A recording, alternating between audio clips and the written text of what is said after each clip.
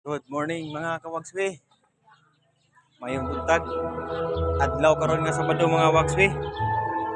Naray ko diri sa mong kapilya mga kawagswi diri sa ICC sa Immaculate Conception Chapel.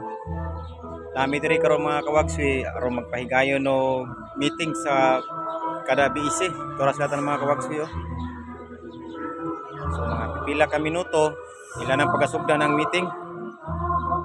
So karon po taud-taud mga wagswi mo sulod na po ta dito kay aron maminaw ta sa ilang paghigayon nga meeting.